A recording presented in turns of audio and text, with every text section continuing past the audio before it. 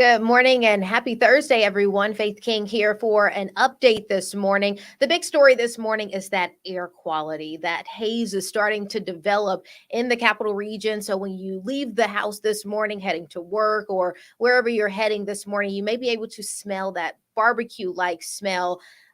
So there's an air quality advisory being issued once again because of smoke from the Canadian wildfires.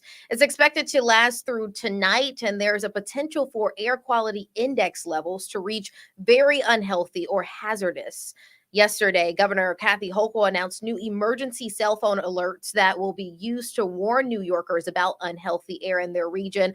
If the air quality is greater than 200 for longer than an hour, which is the very unhealthy threshold, the governor says alerts will be sent out. And while the haze won't be as bad as it was here in the capital region just a couple of weeks ago, it's still going to be pretty bad here, especially for those people who have those underlying conditions, older people, pregnant women, younger people. Those are going to be the people in that at-risk group. So let's head over to meteorologist Christina Talamo for a look at your first warning weather. And Christina, just a little bit more about that air quality in the air here in the capital region this morning.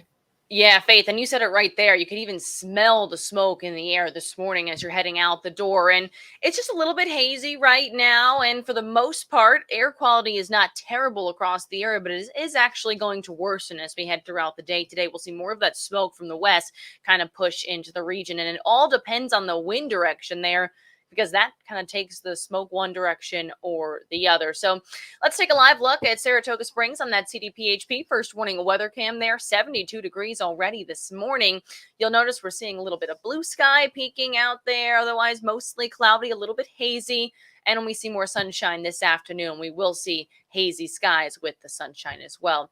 Here's a look at the air quality index. That's the number we talk about when we measure the air quality. It's at 79 right now, and that means it falls within the moderate category, 51 to 100, which is usually okay, not terrible air quality. But once we get above 100, that's when you can start to see the air quality uncomfortable for sensitive groups, as Faith was just talking about, the elderly, children, anyone with pre-existing health issues. And it is forecasted that we'll see an AQI, or an air quality index, up to around 140 this afternoon. And that's why that air quality alert is in effect until midnight tonight. You'll notice it's for the entire area through midnight. That's highlighted in orange. So once again, you'll notice the hazy skies with the sunshine this afternoon. And again, if you have any of those pre-existing conditions, you might want to limit any strenuous outdoor physical activity over the next couple of days. Otherwise, the showers have moved out. Low pressure system and that front off to our east now. High pressure building in. It's going to be largely dry today. Here's a look at that hour by hour forecast with a few clouds around this morning. Only real chance for a spot shower or two will be off to our north and east, the Lake George, Glens Falls, Saratoga area, maybe southern Vermont. Otherwise, off to our south, we'll see more sunshine, and that will be the trend as we head throughout the afternoon. This is through 2 p.m. You're in the clear for dinner time, and then as we head throughout the overnight period, we'll see dry weather again to start off your Friday.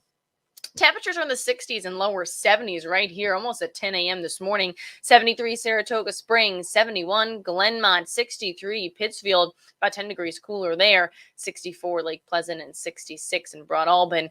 And we'll see highs today in the upper 70s and the lower 80s as we head throughout the afternoon. Less humidity than the last couple of days, so it'll actually feel more comfortable out there. And those high temperatures are pretty seasonable for this time of the year. West-northwest wind helping bring in some of that smoke today. Tonight dropping down to 60 degrees, partly cloudy. Could see some patchy fog in the overnight as well. Just the chance of an isolated shower to our north and east for today. Tomorrow, chance for some showers and storms, mainly overnight Friday into Saturday.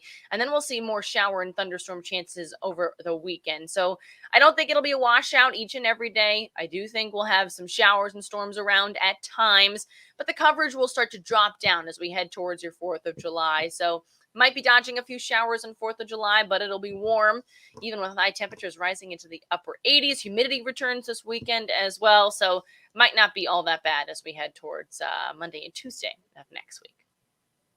Okay. All right. Thank you, Christina.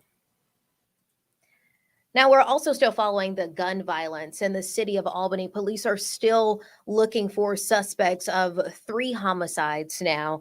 On Sunday around 12:45 in the morning, 28-year-old DeAndre Morrison was shot and killed near Myrtle Avenue and Phillip Street. Then around 2 o'clock Sunday morning, 25-year-old Benjamin Rowe was shot and killed on Hamilton Street between Ontario and Partridge. Police do not believe those two homicides are connected.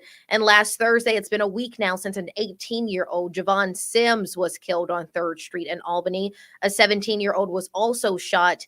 Now, Victory Church of Albany is offering a $5,000 reward for anyone with any information leading to the conviction of those responsible for the murders. Anyone with information on any of those shootings is asked to call Albany Police. And here's a story a lot of people are interested in this morning. 2 people are safe this morning after a dramatic water rescue in Corinth. Let's take a look at this video here. According to an Instagram post by the Warren County Sheriff's Department, Patrol Sergeant Pasquale Gerard noticed 2 swimmers in the Hudson River as he was driving across the Corinth Bridge. The swimmers were struggling in the strong currents.